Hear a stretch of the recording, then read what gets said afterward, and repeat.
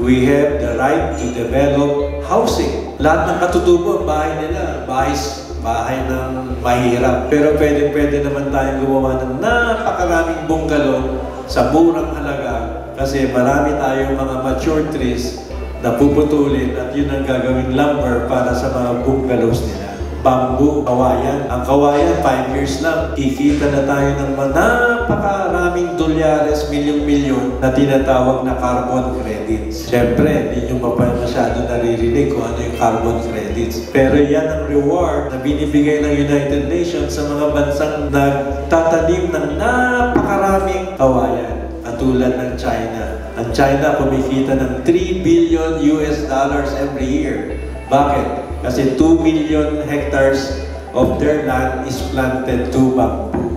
Hindi tayo nakaka-imbita ng mga foreign investors para ma-develop yung libong hektarya ng ancestral land. Na ang mga natural resources ng katutubo ay nakatiwangwang lang. Kaya mahirap ang mga katutubo. Kaya we will propose a bill that would allow indigenous peoples to be able to sell at most pala 20% of their land. Maglagay ng large-scale cattle raising. Wala tayong katutubo na libo-libo ang baka. Samantalang pagka namasyal ka sa California, ang cowboy, hindi na cowboy, kundi helicopter na ang nag-guide ng mga baka. Na katutubong Pilipino ay may priority right in extracting natural resources. Ang ibig sabihin ng extracting, yung lupa na yan, kami ang unang dapat magbungkal niyan para hanapin yung gold, nickel, copper, chromite, iron ore, lahat. Pero what's happening is that nauunahan tayo ng mga kapitalista dahil wala tayong pera. Purong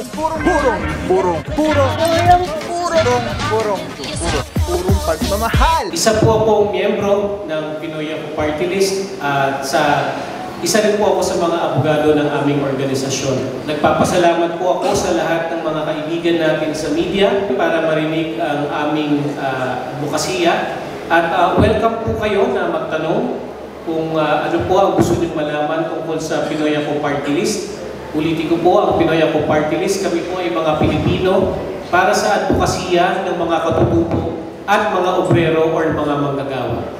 Yun lamang po at maraming salamat po. Isang tumulong sa mga katutubong Pilipino upang sila ay matulungan at kami po ay nagbibigay ng isang medical tulong at sa mga obrero po. Maraming salamat po. Ang batas sa Indigenous Peoples' Rights Act ay noong 1997 pa. Kaya ilang taon na nakalipas. Pero marami tayong nakikitang butas na dapat matakpan para lalong mapagsilbihan ang interes ng mga katutubong Pilipino. Unang-una, yung National Commission for Indigenous People, parang kawawang cowboy lagi. Kasi ang budget na nakukuha niya, ay siguro maswerte na kung may 300 billion. Dapat ang National Commission for Indigenous People, para yung DepEd, dapat parang DPWH. Kaya ako ay mag-propose ng bill na ang budget dapat ng NCIP ay mag-increase ng 50 times. Like, hindi naman masamang managinip na humingi ng 5 billion na punto para sa NCIP. Para talagang makagalaw ang ahensya na yan para matulungan ang mga katutubo. But what's happening? They cannot even go out to the mountains just like my Panyera told us. Because wala silang pamasahe, wala silang panggasolina, wala silang mga sasakyan. Kaya napapabayaan tuloy yung marginalized sector na yan. Pangalawa, ang IPRA law ay nagsasabi na hindi daw basta-basta pwedeng ibenta ang lupain. Pwede lang maupahan. Pero para sa akin, because of that provision, hindi tayo imbita ng mga foreign investors para ma-develop yung libo-libong hektarya ng ancestral land. Kaya ilang dekada na, siguro 100 years ng dekada, na ang mga natural resources ng Katutubo ay nakatiwangwang lang. Kaya mahirap ang mga Katutubo. Kaya we will propose a bill that would allow the indigenous peoples to be able to sell at most pala 20% of their land. Siguro yung 80%, sige, huwag natin ipapayagan na maibenta. Kasi pagka-benta naman ng benta, after 10 years, wala na silang lupa. Pero at least I think na if we have the liberty to be able to invite foreign investors, say, maglagay ng large-scale cattle raising. Wala tayong Katutubo na mga lupa na libo-libo ang baka. Samantalang pagka namasyal ka sa California, ang cowboy, hindi na cowboy, kundi helicopter na ang nagka-guide ng mga baka. Tayo, malayo tayo doon. Nakikita lang natin ng mga baka-baka natin, palima-lima, pasampu-sampu. Dapat libo-libo baka. Kasi ang dami natin mga lupa na masasarap naman ng grass na pwede nilang kainin. Yun. Meron pong provision ang IPRA law na nagsasabi na kami na Katutubong Pilipino ay may priority right in extracting natural resources. Ang ibig sabihin ng extracting, yung lupa na yan, kami ang unang dapat magbungkal yan para hanapin yung gold, nickel, copper, chromite, iron ore, lahat. Pero what's happening is that nauunahan tayo ng mga kapitalista dahil wala tayong pera.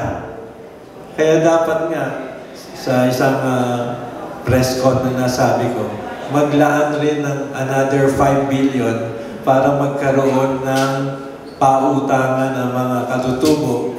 Pwede nating tawagin niya na Indigenous Peoples Bank. Walang pinagkaiba sa Development Bank of the Philippines. Walang pinagkaiba sa Land Bank of the Philippines. Pero mga Katutubo, pag pupunta sila sa mga bangko, ang unang tatanungin sa kanila, anong iko-collateral mo? Kanti? Yung pagtatawanan nila. Kasi sasabihin nila, hindi mo naman pwedeng ibenta yan. Pwede mo lang ipaupa. Kaya uuwi na, iiyak-iyak na hindi pa rin nasolve yung kahirapan ng mga Katutubo. Isa sa mga sinasabi sa Section 57 ng IPRA law, ang mga Katutubo ay may pangunahing karapatan para i-harvest ang natural resource. What can you harvest as a natural resource? Sa mga libo-libong hektarya na ang dami-daming punong kahoy. Ang dami-daming punong kahoy, nagkatandaan na pagka bumagyo lang ng konti, natutumba. Kasi matanda na. Ang matandang punong kahoy dapat hina-harvest. Hindi natin pababayaan na matutumba na lang kasi marupok na. Kasi ang matandang kahoy, hindi na pwedeng gawing furniture.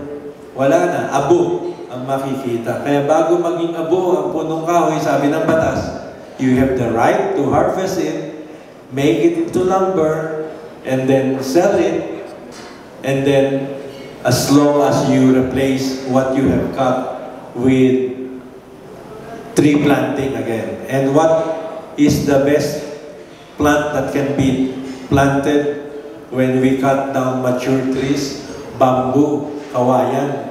Ang kawayan, 5 years lang, kikita na tayo ng napakaraming dolyares, milyon-milyon na tinatawag na carbon credits. Siyempre, hindi nyo masyado naririnig kung ano yung carbon credits. Pero yan ang reward na binibigay ng United Nations sa mga bansang nagtatanim ng napakaraming kawayan, katulad ng China. Ang China kumikita ng $3 billion every year. Bakit? Kasi 2 million hectares of their land is planted to bamboo. Ang bamboo, malakas makahigop ng carbon dioxide, pinakamalakas rin bumuga ng oxygen. Kaya yan ang gusto ng United Nations, mga industrialized countries, para panlaban sa climate change. Pero sana, kung mapapangunahan ng Pinoy Ako Party List, yung bill na yan, we will even require all people. We are 102 million. Magtanim lang ho tayo ng tig-5 bamboo. Pumunta ho kayo sa bahay ko, nagtanim po ako ng 50 na bamboo. Kaya pag tinitingnan ng bahay ko sa Blue Ridge, parang akala mo, forest. Kasi mahilig po akong makakita ng bamboo. Bamboo, pagka nagtanim tayo ng bamboo, hindi tayo mababaha. Kasi ang roots ng bamboo, napakalakas mag-hold ng soil. Hindi magkakaroon ng soil erosion, hindi rin magkakaroon ng landslide. Ano pa? Last, we have the right to develop our libong hektare. When you say develop, kailangan may pundo pang develop. Problema, wala. Pero hindi tayo nawawala ng loob. We have the right to develop housing. Lahat ng katutubo, bahay nila, bahay ng mahirap. Pero pwede naman tayong gumawa ng napakaraming bungalow sa murang halaga kasi marami tayong mga mature trees na puputulin at yun ang gagawing lumber para sa mga bungalows nila. Meron po akong project, 4,000 bungalows sa Jensan. Bumili po ako ng 101 hectares sa 500 pesos per square meter lang. Malapit na ako magpagawa nun kasi makakayaya na ako ng isang investor magpapautang sa akin ng 1 billion.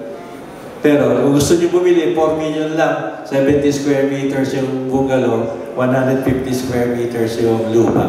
Sa napakagandang lupa, sa Barangay Tumbler, Jensan, South Cotabato, malapit sa Sarangani Bay. Yan po ay isa sa mga obsession ko, patulad nung gawa ni PBBM. Sabi niya, gusto ko in my 6 years as President, I want 1 million housing units to be built para yung mga walang bahay, magkaroon ng bahay.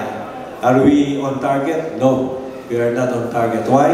Because the shoot is hobbled by bureaucratic red tape. So kailangan isang diktador dyan para sabihin, hoy, magpautang kayo para magkaroon ng developer.